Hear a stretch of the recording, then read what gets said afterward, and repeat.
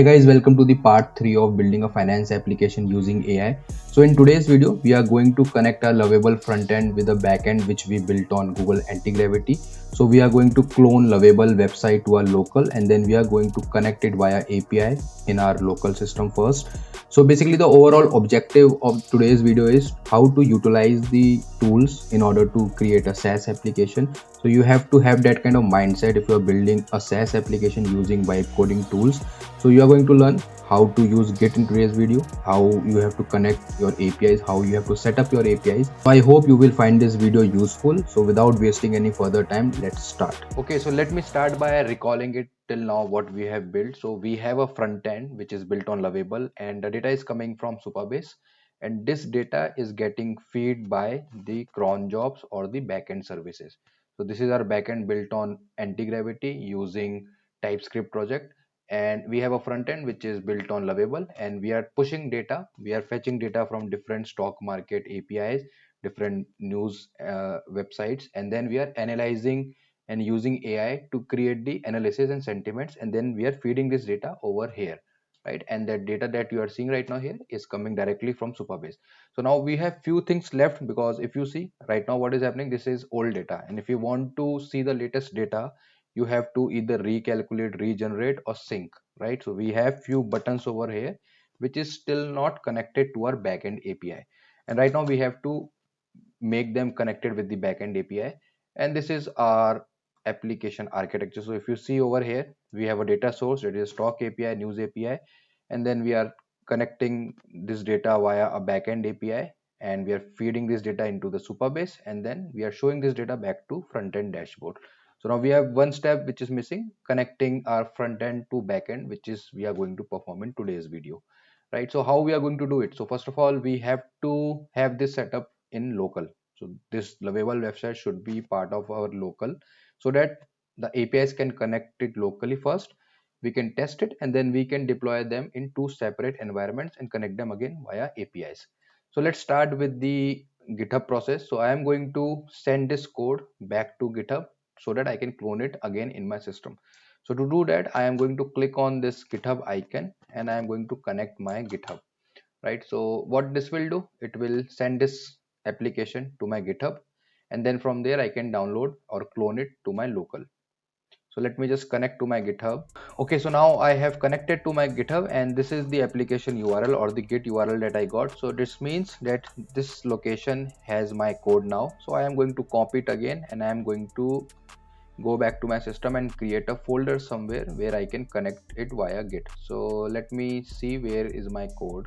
So this is the folder that we created in last video, AI sentiment. So what I am going to do, I am going to create a new folder and name it front end, and I am going to open a command prompt here to clone everything in my local. So here I am going to write git clone, and I'm going to paste the URL, and I'm going to hit enter. So now what this is going to do, it is going to clone it, or in non-technical terms, it is going to download everything in this folder, right? So now I have the code in my local, and I'm going to open this folder, copy this path, and let's open Visual Studio Code. We are not opening Antigravity, I'm going to open Visual Studio Code. Sorry, I just opened Visual Studio. I'm going to open Visual Studio Code. So if do not know what is Visual Studio, so Visual Studio is a separate environment for .NET based application, right? Okay, so now my Visual Studio is here. So what we are going to do, we are going to open this folder again. So I am just going to go to this path where our application is cloned, and I am going to select this folder. So now this application is in my local, and we have to make it run, right? So what I am going to do, I am going to run few commands so that whatever dependencies this application has, it is going to install, right? And it is a very general thing, right? Most of the people think that it is very specific to this application that we are building. It's not. Any application, any SaaS product you are making, you are going to apply this same process, right? So most of the application on Lovable use white, right? So the basic configuration is they are using Node and the white framework. So to install anything, right, if I want to run it in my local, so what I have to do, I have to run few commands. So first command is I have to install the dependencies, right? So I'm going to install a dependency. So I'm going to say npm install, right? So what it is going to do, it is going to install everything which is required to run this application, right? So we have a package.json file. It tells that this application required these packages, right? And what are packages? Anything that you see on the website, a beautiful button which is coming and you do not have the css for that, so that might be coming from a package, right? So all these package, anything that you are making http call, right? So all these kind of stuff which is happening via external library is called a package which is required to run an application, and this information is inside our package.json file. And when we run npm install, what it does, it checks the file and see, okay, I have to install all these packages in this application, and it is going to install this package. Okay, so now the packages have been installed, and before proceeding, I noticed in the code that the calculation and the regeneration methods have not been implemented in the current code. So to implement those, we have to call these APIs, and either I can use ChatGPT over from Codex here, otherwise I can still use Lovable. So what I'm going to do, I'm going to put a prompt in Lovable, and what we are doing basically here, we are providing the endpoint. So if you notice, these are the three endpoints that we have: refresh data, generate sentiments, and regenerate summary. And these endpoints will be called from here. So if I click on sync, it will refresh the data. If I click on recalculate, it will recalculate everything, and then in case of regenerate again. So what I am providing over here is a prompt saying that this is my endpoint, and this will be the response that I'll be getting. Please implement the functionality for these three buttons using these APIs, right?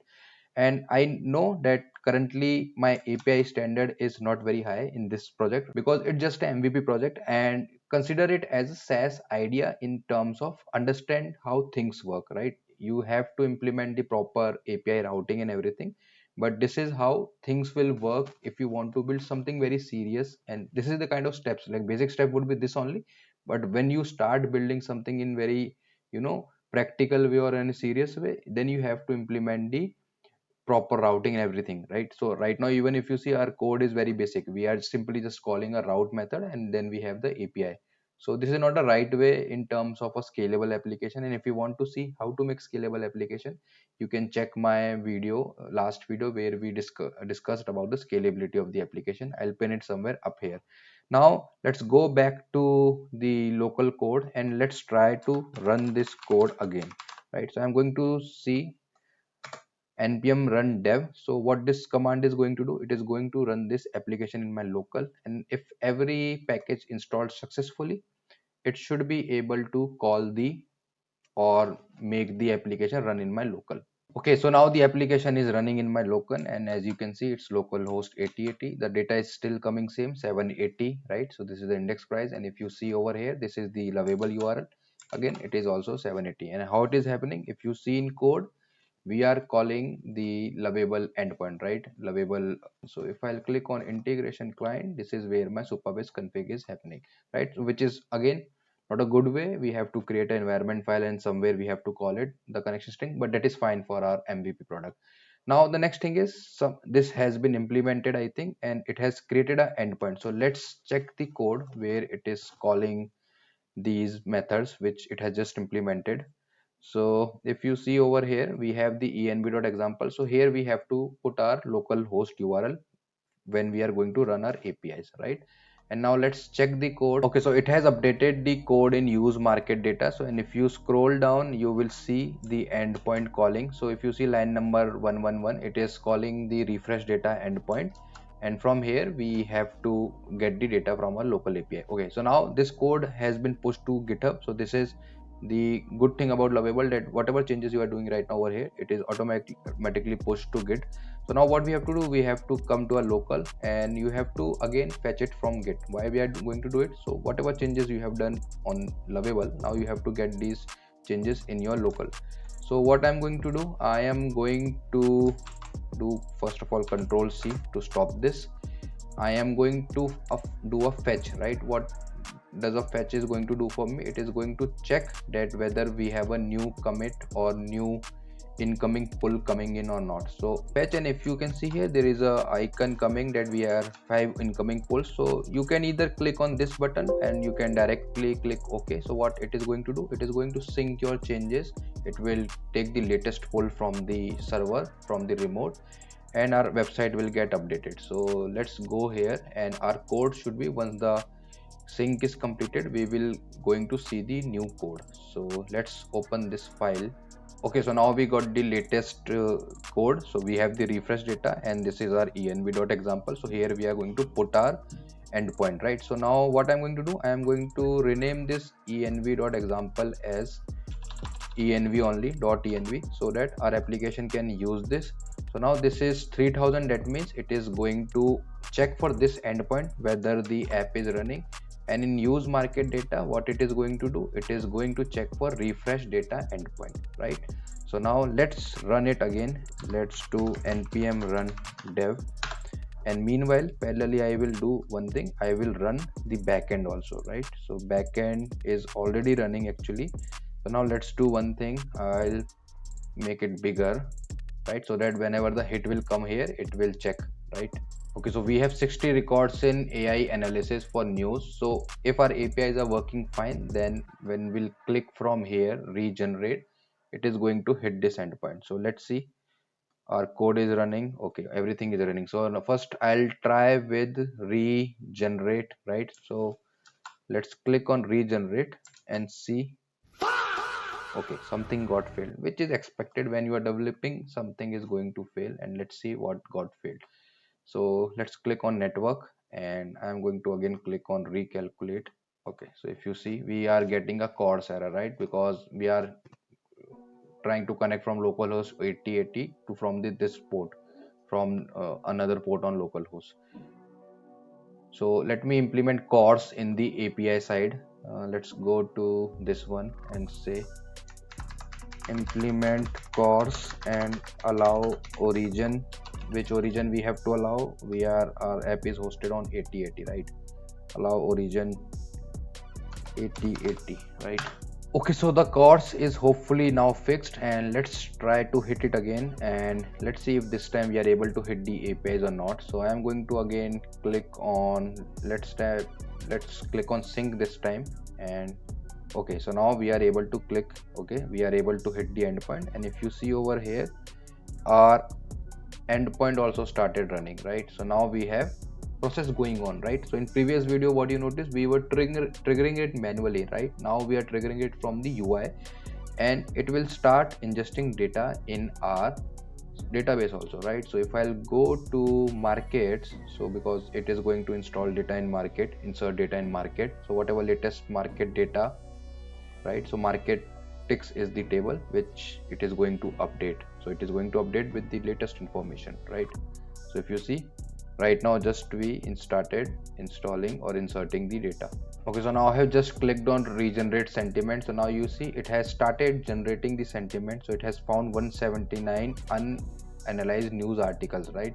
So what it is doing, it is checking in database, it is going in database and checking what are the news articles. So we have a table for news articles, and it is going to check all these articles and generate the AI analysis, right? So if you see the sentiment job, here it is going to do the sentiment. So we have the AI analyze news sentiment, go to implement, and then it is going to again analyze using AI. Now I want to focus more on this thing, right? So till now, see what we have done, this is a very basic generation, right? It's not a production ready generation happening, because we are just providing a system prompt that you are an expert financial analyst, analyze the provide news article of stock sentiment. But if you want to seriously build something very powerful, structure would be same, but overall your system prompt, your data what you are feeding should be very precise, right? There is no technical analysis happening right now over here. So if you see over here, generate market summary, here also I'm not putting any kind of technical analysis of the stock. So it's generating based on the whatever detail I am providing. So consider, if you want to build something like this, consider it as a SaaS product which is going to give AI summary based on the stocks. It should provide some kind of technical details also, right? So right now my system prompt is very kind of naive, I would say. But if you are trying to build something like this there is a scope of improvement over here, right? This, if you want me to do it, I'll continue this series, we can make it production ready. We will try to make a production ready SaaS application, and if you want to see that video further on, let me know in the comment section also. So yeah, now our application is working. It is generating the latest sentiment. We are getting the latest news. Everything is connected. We are getting the latest data also. Now the next thing which is pending is I am not going to implement buy and sell in this one. I wanted to implement paper trading in this thing, but I will not do it because it doesn't make any sense, right? You are having the sentiment over here. You can simply, based on the current price, you can, link it to a some kind of broker API or something, and then from there you can do the actual trading, right? Building a trading system via vibe coding, I would not suggest. It would require a much more technical analysis and everything. But building a small SaaS which can provide this kind of information, which is kind of possible, we just did it. And in next video I'm going to show you that how you can host it on two separate platforms so that your front end will be able to connect via your backend. And I'll see you in the next video where we are going to host it in two separate platforms.